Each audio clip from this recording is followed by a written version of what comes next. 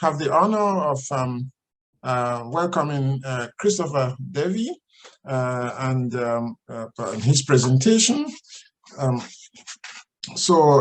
Christopher Davey is the Charles E. Scheidt Visiting Assistant Professor of Genocide Studies and Genocide Prevention at the Strassler Center for Holocaust and Genocide Studies. He teaches genocide and civil war in the African Great Lakes region and genocide prevention and conflict transformation. His research explores the connection of genocide across DR Congo and Rwanda, and contemporary perspective on genocide from identity to diaspora mobilizations of genocide and climate-related violence. He also serves as a board member and project lead for Education for Global Peace. Education for Global Peace is an organization which is building a global network and movement that seeks to bring about a world based on cultures of peace. Following the belief that the foundation of peace building is peace education, EGP is committed to developing projects and strategies on peace education at different levels worldwide. So please help me to welcome Christopher Davey. Thanks very much for the introduction. So our intent today was to do a workshop with you all, but we've hit some technical issues. So I'm just going to show you a little bit about the work we're doing at Education for Global Peace, and then the scenario that we're using to help generate some ideas and strategies, and hopefully a proposal for an agenda on peace education that deals directly with the prevention of mass atrocities. So I'll just say a little bit real quick about Education for Global Peace. We are a fairly new organization. A couple of our members are joining us today, one of which is Chris Tofolo, who is part of NEIU there. And another colleague hopefully is joining us as well. And so the work we do at EGP is geared around trying to work through several different projects and working internationally with partners and educators on the ground to build, as was read in the introduction, cultures of peace through, again, various different projects. Some of that is very academic. We are authoring books which bring together experts on their specific countries and efforts around peace education. And we're also looking to develop an index that measures peace education. And we also have more sort of micro level projects that we're working on that bring people together in a virtual classroom space to help them, just give them a space to discuss human rights, peace and justice, memory, and many other aspects that can build peace on a local level. So the reason why I was interested in participating in the conference in this context was to help us think about strategies similar to one of the earlier talks that are connected to education when it comes to trying to prevent genocide. Because oftentimes there are significant paradigms in genocide prevention that are focused more on militarized intervention, big international actors, and do not give enough time, attention, or space to local or grassroots level actors. And so that's part of what EGP does, and part of what the workshop was intended to walk us all through. So what we have proposed to do is I'd like to perhaps have a discussion with us all, if we could, about peace education initiatives that you're interested in or that you're aware of that could respond directly to mass atrocity or mass violence. But first of all, I would just want to note that the workshop, the scenario that we were going to walk you through is a fictionalized scenario of a conflict in a country in conflict, that with a worksheet that has you sort of develop some ideas that are specifically in response to that fictionalized scenario. And so if you're interested in participating in this workshop, I'm going to be setting up a future date early in the summer. And so if you're interested in participating, please drop your email into the chat here or into the Q&A. And if you wish to reach out to me, I'm putting my email in the chat, which hopefully I can share to everybody here. Yeah, there we go. So you can reach out to me if you're interested in participating, and we'll be putting together some dates for that. So if I'd be interested in turning towards maybe a discussion with us now in the little bit of time we have before the next presentation. Again, the drive behind this is to try and shift our thinking away from these sort of bigger, grander interventions or attempts at preventing genocide. And there's a lot of great work out there, from early warning projects to states that are themselves or large international organizations that are committed to preventing genocide. However, using a peace education framing, what we're hoping to do is to try and explore ways in which states, certainly international organizations, but local level organizations right down to kids in schools or adults in an educational setting and their teachers can work together on building these kinds of cultures of peace that we're committed to at Education for Global Peace. So again, if you're interested in participating in this workshop early in the summer, you can contact me via the email, or you can drop your email in the chat here. So perhaps if we have a little bit of time still in the schedule, I might be able to just open it up for any thoughts or responses you have to the approach we're taking. Again, sort of thinking from the national to the local, and even on international scale, about how peace education can be a response to mass atrocity prevention.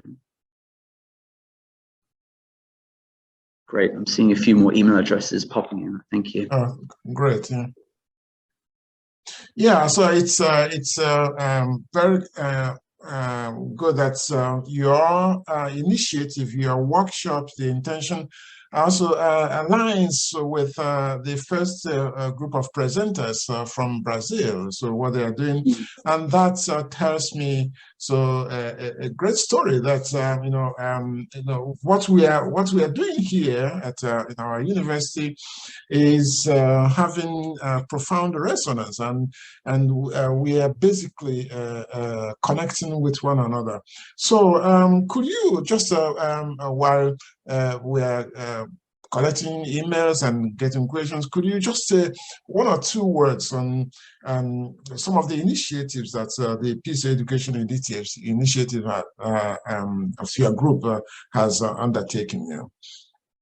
Yeah, so I mentioned some of the academic work we're doing. One of the core ones here is developing a peace education index, whereby we can deploy some really concrete metrics in trying to measure and understand the dynamics of peace education as it's deployed in different states. So this would be a country-by-country index that provides that measurement.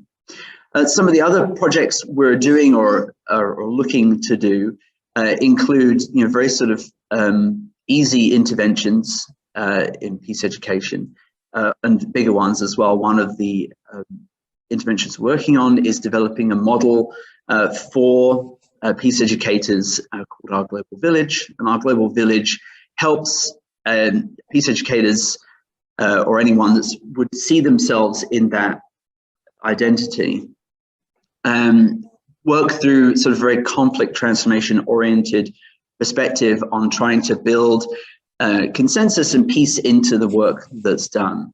I will put into the chat here a link to our website, and you'll be able to find out more information about that one in particular. Some of the other, I guess, easier or very straightforward interventions we're doing is we hold a lot of peace talks or webinars through our site.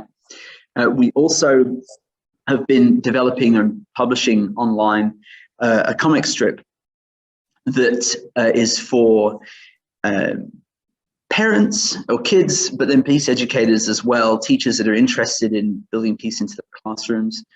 And the comic strip sort of takes the context of the last couple of years with COVID and having to switch to doing school online or at home, and addresses some of the concerns that parents and students might have in that context about then adding in a curriculum around peace education. And so the main characters in the comic strip are the teacher and the parents and the student.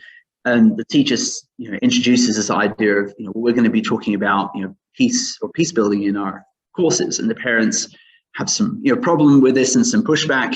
And so then the comic strip series works through some of those issues and challenges. Again, the audience there is parents and educators to help think about how we can make space in the everyday, but particularly in an educational setting for peace building more generally. I'll drop in the link in the chat here so everyone can read a little bit more about the other initiatives that we're doing. But I think those are some sort of important ones to mention off the bat. I did see a question. Yes, so yes. There are two more questions, and one is direct. What evidence do you have that peace education actually works? And another question is your work somehow related to Nagorno-Karabakh region? Do you ever consider that? And just to add to the question, to the whole question, the first question? Yes. It was in relation to the keynote talking about the actual beneficiaries of mass atrocities. So to just dispose that thought onto it too. So I'll go to Seda's question about Nagorno-Karabakh. I'm not an expert in that region, and I'm not familiar with any work that we've done in that region in particular, but I'm certain there are peace educators and peace builders that are working in that particular conflict space. But if you are interested in developing a project in that region, you should get in touch with us, and we'd be happy to build something or to scope something with you. Sharon, your question, so you're adding on the comment about the beneficiaries of mass atrocities, right? So I'm just getting my head around this. Yeah, I was just referring to when our keynote speaker talked about who the actual beneficiaries were of mass atrocities. So just a connection between what evidence that you may have or you may think that makes peace work effective when the actual beneficiaries are not the people of mass atrocities. So we're talking about governments and how political the whole thing is. Yeah, no, so that's a really good question.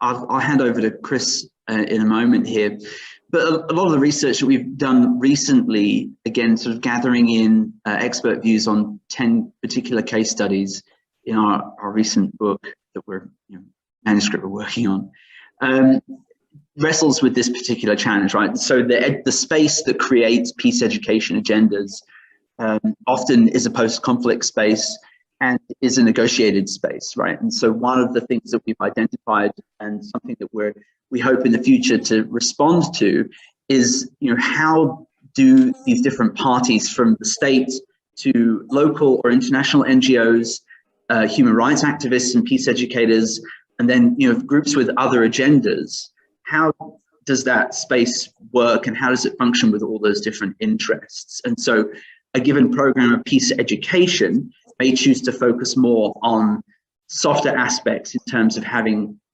dignity and respect. How does human rights get taught in our schools? But then not necessarily get into the harder conversations about how to do peace building, how to work with traumas of the past. And so Rwanda is a good example of this, right? That there was immediately after the genocide, there was a hiatus on teaching any history. And then a curriculum was negotiated and pulled together, but now from my view is largely an instrument of the government in constructing a very specific political space that does teach history, but a scenario in which other researchers have shared that isn't a very friendly or open environment for teaching history. So peace education in that context is very kind of constrained and negotiated. I can come back to that, but I'll see if Chris has her hand up as well. Sure, I was just gonna kind of follow up on some of what Chris said. And I think the book that we're putting out now really was trying to deal with this question very directly, right? I mean, we know that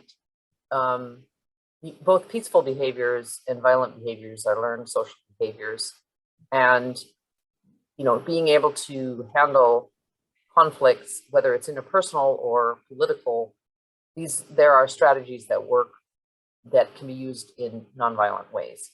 So if you take that as a premise, we would want to have our children, and maybe adults too, learn more peaceful ways of resolving and working through conflict.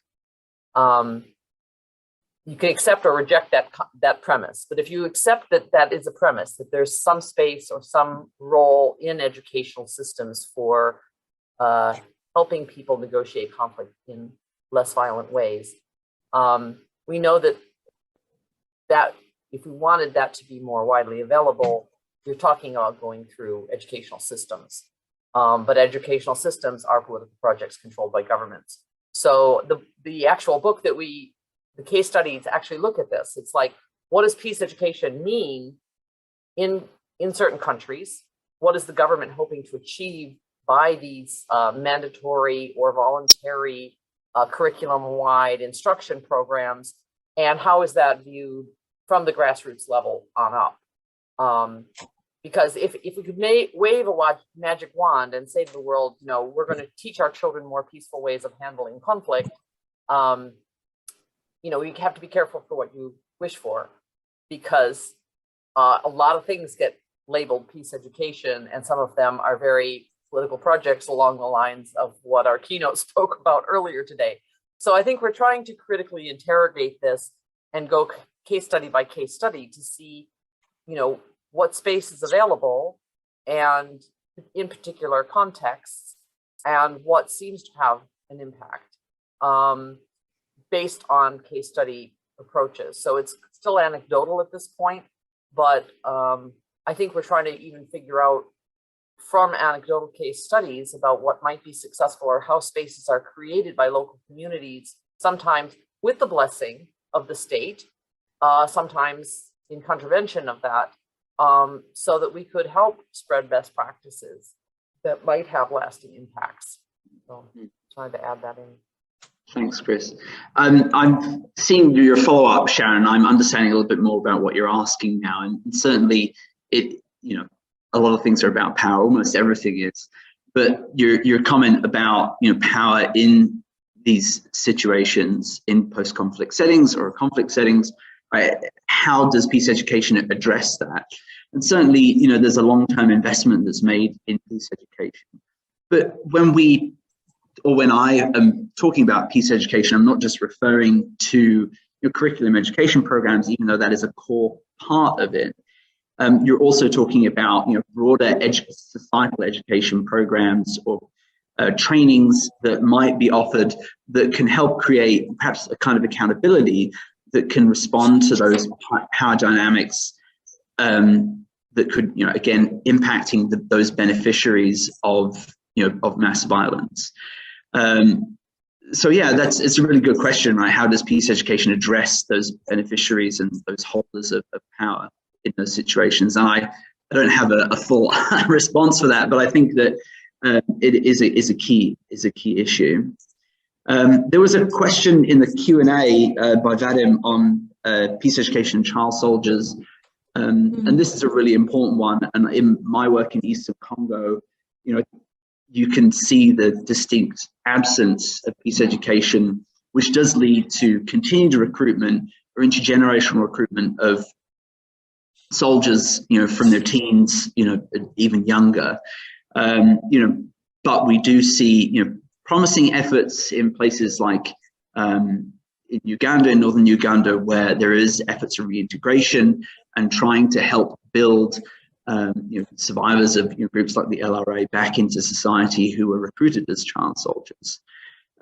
So again, right, something we're trying to do is sort of multifaceted. We're trying to analyze and assess what's been done, but then also make some proposals and put together initiatives that help support work that's ongoing. I think this is a little bit of the peace initiative discussion we are going. One of your presentations was to be on the genocide, uses of genocide in Cameroon. I don't know whether you had time to work on that.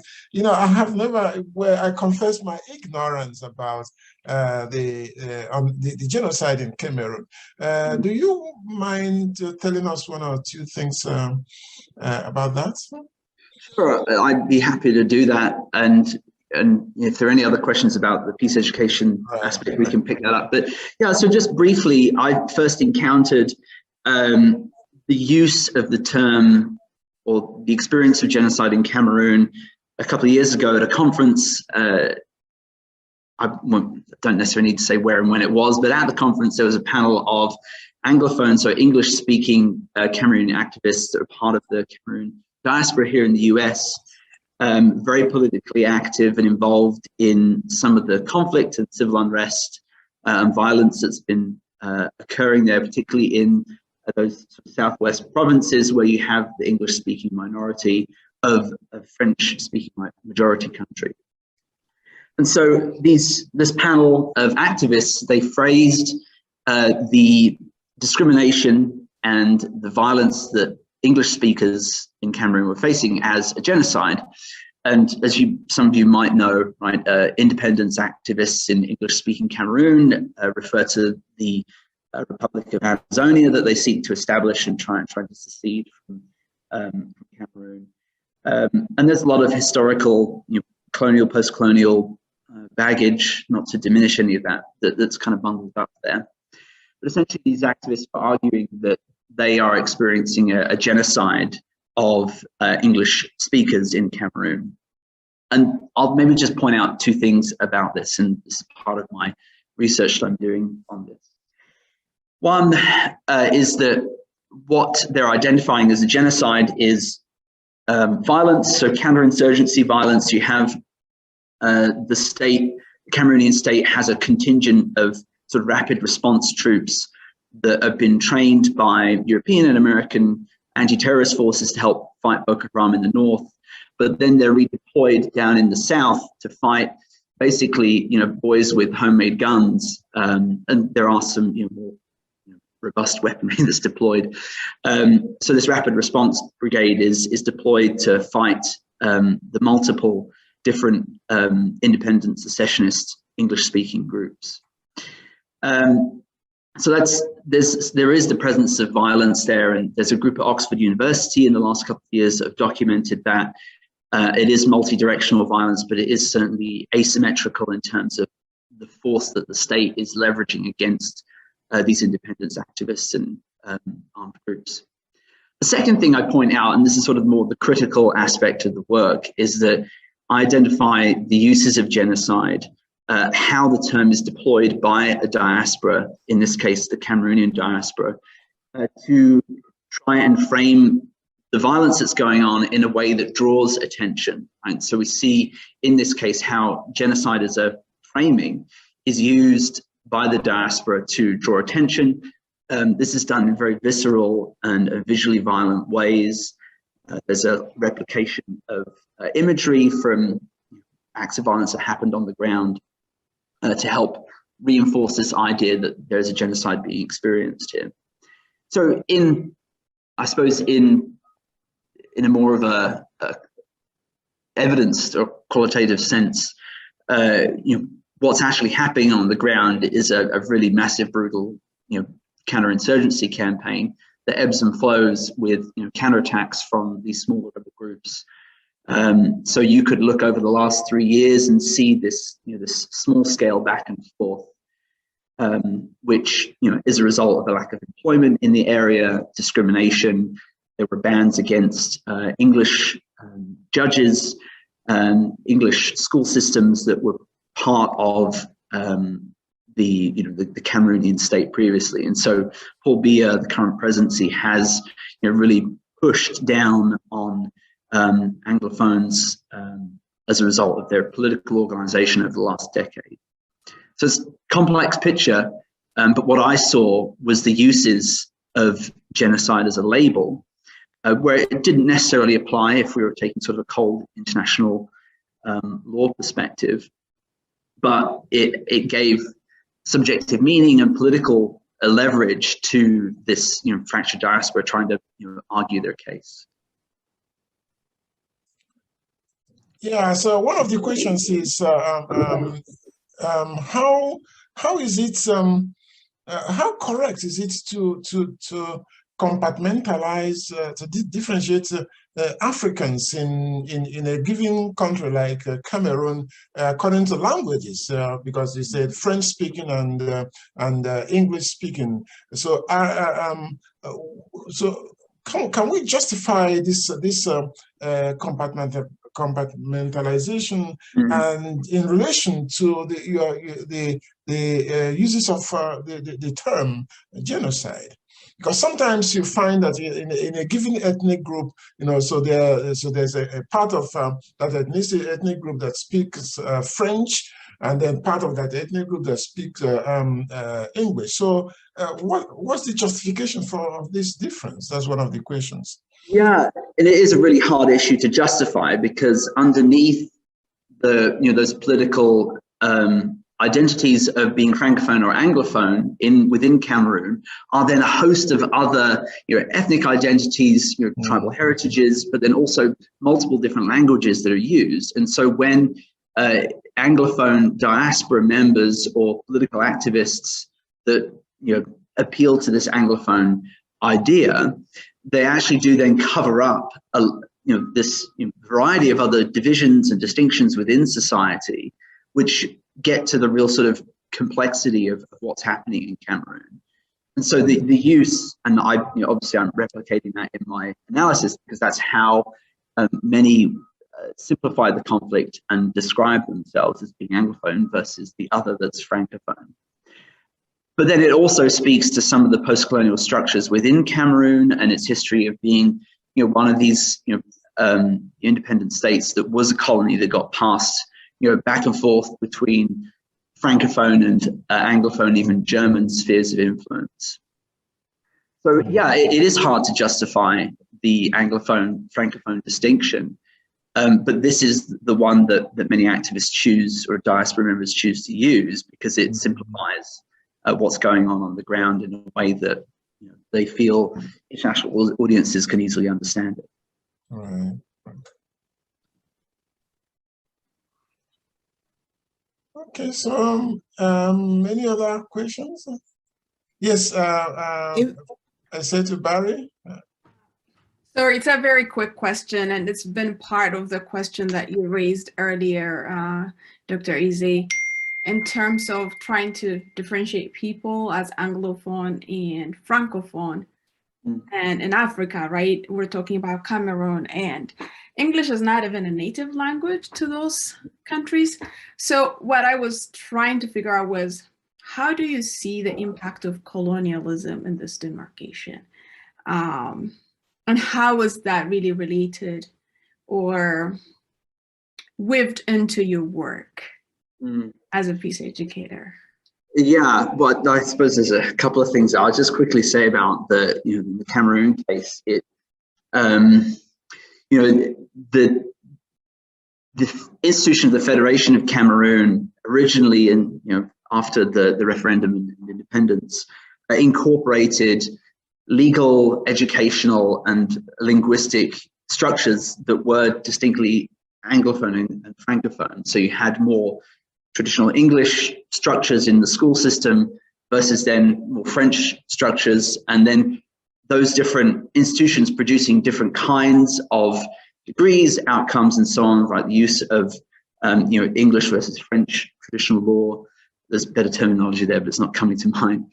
And so there is very much, specifically in Cameroon, this colonially embedded set of distinctions that are sort of present, but again, right, these are layered on top of other distinctions that you could see in society. And so your second question, Asietu, about peace education, this is a really crucial one, right? So there are a lot of peace activists in Cameroon that are trying to work to bridge these gaps and to try and see the conflict in more complex but constructive ways. And if anyone's interested in those, I'd be happy to point you in their direction. You know, but then there are sort of, you know, educators on the ground that try to combine, you know, English and French speaking schools, for example. So, you know, whilst you have a diaspora on the one hand, again, self-ascribed Anglophone diaspora that's working to define a conflict in a very specific way, there are a host of other actors that are trying to see it more broadly and trying to, you know, negotiate some of those nuances. And I suppose another, I mean, just to sort of speak to a small other element, right? There's a significant Fulani population in Cameroon that plays a role here as well. They often are recruited into government forces or support alongside as sort of informal forces to these rapid response brigades, and are, you know, seen as perpetrators, right, in this genocide. Which again, right, you know, Fulani really don't fit into this simplification of Anglophone and Francophone, but are participating, you know, through a variety of motivations and, you know, perceived necessities, right? So there's a lot of layers here that aren't addressed by, you know, current framings. I saw Sharon's comment. Definitely. I agree with that last one. Yeah. And do we have time for one more question, Chi? Oh, can you? Well, you're on mute. My goodness. Oh, yes. Yes, we have time for questions, because the next presenter is at, the next talk is at 12:45. Yeah, so. Thank you. So I guess I could ask then a question. Chris, the work you're doing is really amazing. Education everywhere, from, you know, children all the way to adults. But it's almost like we have to create a curriculum for every situation, for every context. It's almost like we can have, you know, you can say this is general education, let's go, right? It's almost like you have to apply for every context you go to. And I'd like to hear more of what's happening in Rwanda and the Congo. And the reason why I say this, Burundi is dealing with, you know, we now 50 years, you know, this year, it's our 50th anniversary of the 1972 genocide in Burundi. So for the first time, people are talking, sharing their testimonies about what they lived in 1972. 50 years later, right? So trying to remember and sharing. But that has to eventually go into the curriculum, right? And the way it's going to be packaged is going to be different from the way it will be packaged in Rwanda, even if we have a similar histories, and will be different from the way it will be packaged in Congo. But here is where I feel the commonality is.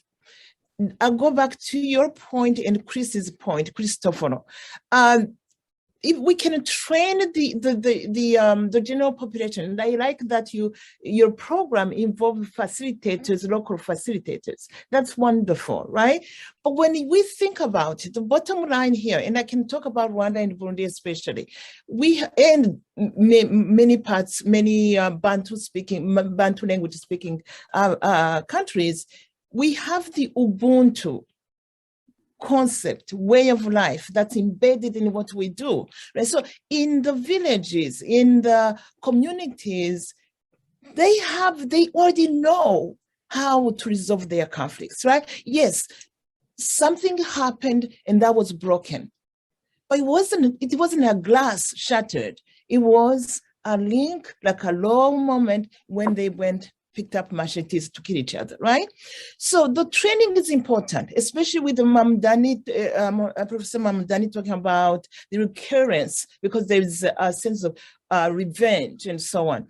But how about the elite? I'd like to bring you back to the elite, to the powerful ones, the power elite. How do we train? I feel like until they are trained, they are the ones who kind of forego the Ubuntu and went into this competition and the fear mongering, and they are the ones who trained the militias. They are the ones who trained, right? So they are the ones who, as Mamdani said earlier, who really got the perpetrators to do what they did, right? So they were the minds, the masterminds of the genocides and so on. So the Ubuntu already is there. It's almost like tapping into it, and it goes back. And you visit and you see that they do it. They welcome genocidaires back into their societies, right? So it's there. But what do we do with the power elite? I'll stop here. Just to add on you, it's literally because it's just igniting. The existing part, the wisdom, the grassroots part is really amazing and that is why I intentionally used the word colonialism and its impact, right? Early on in my question. And honestly, when I reflect on the division between the Francophone and the Anglophones, I honestly feel like they are the elitists, because the majority of the people, the Cameroonians, their native language is different. It's not French or English. You really have to go to school to learn those languages. And from that perspective, people who go to school are the one that has the most privilege, right? And wouldn't it, so that demarcation, that differentiation or that grouping is what I think I'm hooked into, and I'm having a hard time to swallow, because my research is Indigenous knowledge and Indigenous frameworks. So yeah, definitely, how do we bring the Indigenous framework up, and how do we talk about the impact of colonialism in this division, just to enlighten the elitists and bring them back to the roots, right? Include the Ubuntu that Professor Interregeza talked about. And I'll stop this here because I could, I'm not sure I have a really robust response. I certainly would agree with what you're saying, and something that we in this current manuscript that we're working on that covers 10 cases of peace education. Many of our authors identify some of these indigenous or really deeply historical traditions that can be tapped into to help support peace education. And in some cases that's successful, in others it's not. But it is a fundamental issue, and can help create that I guess sort of a cultural thread, right, that can be tapped into. I'm not sure I have much else to say. I mean, I agree with all that you're saying. Ginny, your question about again, going back to these power dynamics, and almost going back to what Sharon said about those beneficiaries of power, right? How do you grapple with that? And certainly, whilst I've come here today to talk to you about peace education as a form of genocide prevention, it cannot sort of exist as a standalone piece. It has to coexist with other elements of integration and reconciliation that make our sort of power elites more accountable for creating this kind of social change.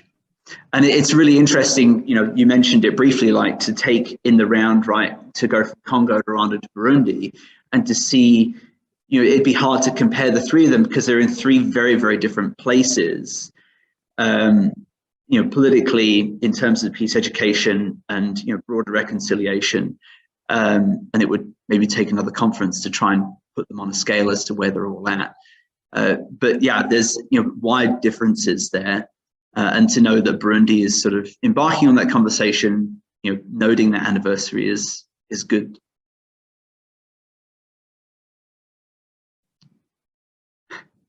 I think Sharon has a question, but while she's getting ready to ask her question, I think there's one a reaction she posted when Janine was talking about Ubuntu, and the reaction is why is it that the Ubuntu initiative must be led must not be led by for outsiders? So I'm wondering why not?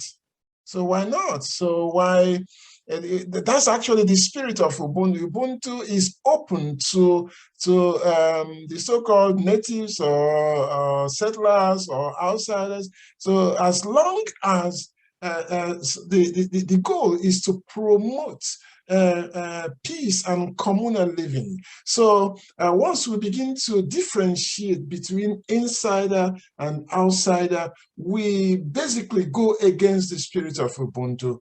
Yeah, so the way I understood Ubuntu is, of course, the idea, is indigenous to Southern African people. But Desmond Tutu will say, whoever is ready to practice generosity, whoever is ready to say that we belong in a bundle, or that I am because you are, whether you are a foreigner or a native, also you are welcome. So that's my 1 cent to what Sharon, what Dr. Bethea said. So now so she has her question up. Yeah. So I hear all that, but when outsiders come in with the assumption that African people don't know how to be peaceful, that we don't know how to define ourselves and be ourselves of identity, that's the problem to me. It's like, I don't mind you coming in and saying, oh, what is going on here, and respect that and become a part of that. But when you come in and define for me who I am as an African, you define for me what Ubuntu is, you don't even know what it was, that you don't do the work and then make sure. This sometimes when I hear this, it makes the assumption that African people don't know how to be peaceful. So outsiders got to teach African people how to be peaceful. We've been around for 2.5 million years. It's like, so in my mind, back off and then join the movement, not take over it and define it for us. And the same thing in the United States. You can't define my experience if you're an outsider, because it didn't happen to you. You can be a co-conspirator, but it should be about my understanding of my identity, my understanding of what peace is, my understanding and respect for that. And I don't find when outsiders come in and do that, they don't respect that. They think they know better. And so that's what I'm speaking to. I'm not saying, oh, not be Ubuntu. I'm saying that when they walk in and act like they know better, how to teach me how to be a better African, and they have no idea what that means. Yeah, and it's a really crucial point, and it's something that I reflect on a lot as I do field work in Congo, and then with Congolese diaspora here in the US. And I, my sort of primary research is with participants in armed conflict in that space in Eastern Congo, and then I do work with a survivor group from the Gatumba massacre 2004 in Burundi, and I have to make sure that. And again, this is a very sort of personal reflection. Right? I have to make sure that as I'm positioning myself that I'm doing it in a way that is supportive and not, colonial in any sort of aspect, right? That I'm seeing how I can support initiative and agency that already is there, and not showing or teaching people what to do. And that's an important part of what we do as an organization at EGP is, working with and developing sort of shared understanding with practitioners on the ground. So one of our colleagues is an educator in Uganda, if I remember right, Chris.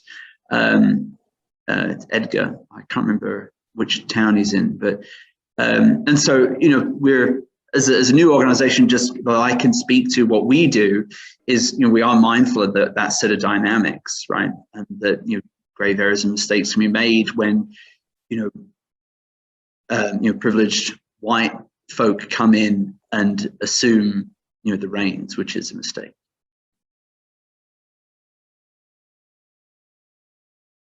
And Sharon, you added in, certainly, yeah.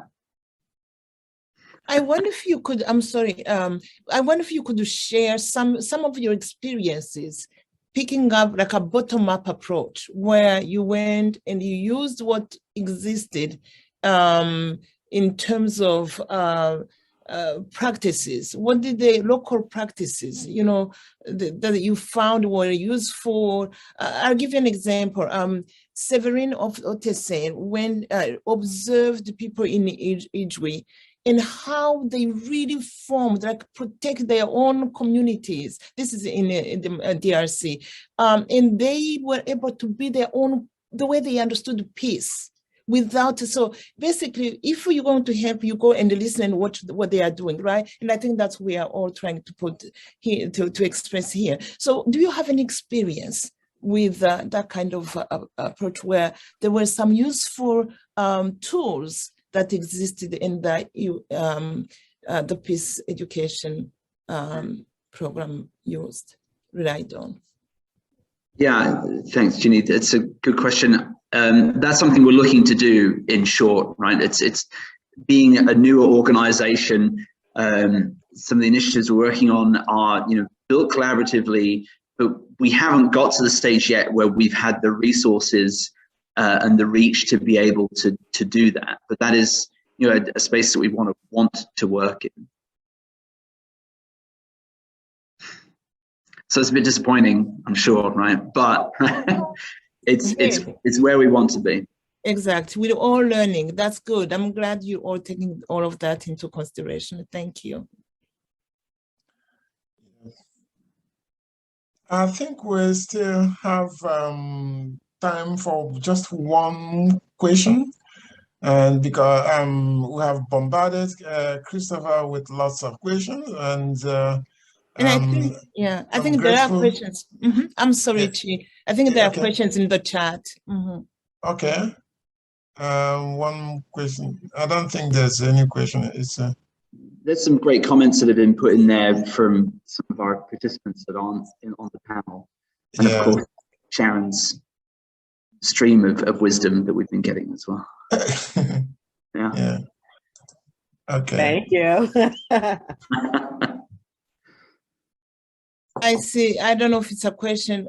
Journalist Aneta says, "What do you think of Western civilization?" Andy, I think. Oh, yeah. Okay. It's just one of those insightful comments. Right. And Gabriel says, "Thank you, and I do too." Okay, I see. We have the concept. Okay. Yeah. I'm sorry. Say that again, Pereira. Immaculée? Yes. She has a question. She has her hand raised. Okay. Oh, I sorry. see. I'm sorry. Yes. I didn't see I was that. reading the chat. So I was busy I reading actually the don't chat. have questions. I had a lot of comments because